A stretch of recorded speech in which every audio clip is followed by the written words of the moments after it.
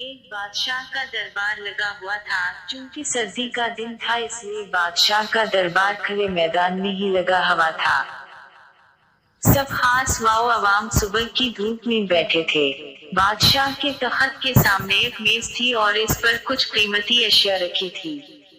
वजीर, मुशीर और अमरा वगैरह सब दरबार में बैठे थे। बादशाह के खानदान के दीगर अफराद भी मौजूद थे। उसी वक्त एक शख्स आया और दरबार में दाखिले की इजाजत चाही।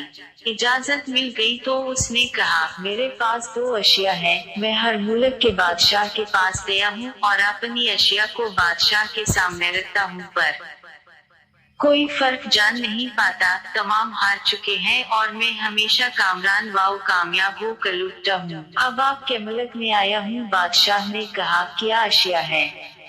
तो उसने दोनों अशिया बादशाह के सामने मेज पर रख दी। वो दोनों अशिया दिखने में बिल्कुल एक जैसी जसामत, यकसा रंग, यकसा चमक, गोया कि ये दोनों अशिया एक दूसरे की नकल महसूस होती थी। बादशाह ने कहा, ये दोनों अशिया तो बिल्कुल एक जैसी हैं।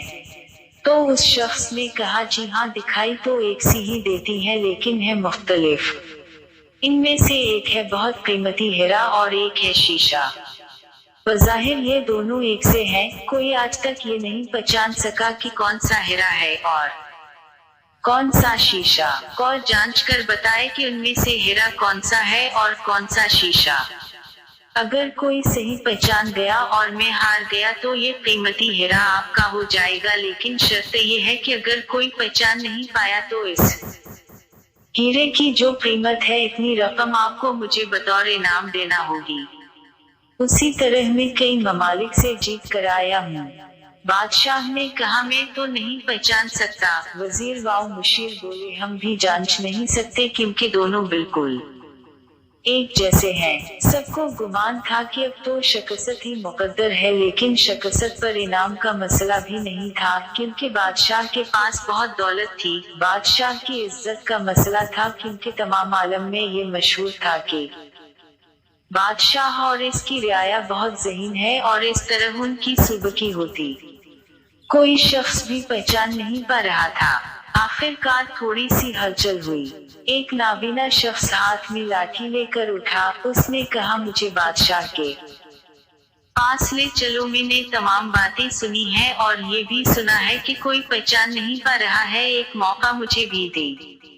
एक आदमी के सहारे वो बादशाह के पास पहुंचा। उसने बादशाह से दरख्वास्त की कि ऐसे तो मैं पैदाइशी नाबीना हूँ, लेकिन फिर भी मुझे एक मौका दिया जाए जिसमें भी एक बार अपनी जहानत को जान सकूं और हो सकता है कि कामयाब भी हो जाऊं, और अगर कामयाब ना भी हुआ तो वैसे भी आप तो हारे हुए ही हैं।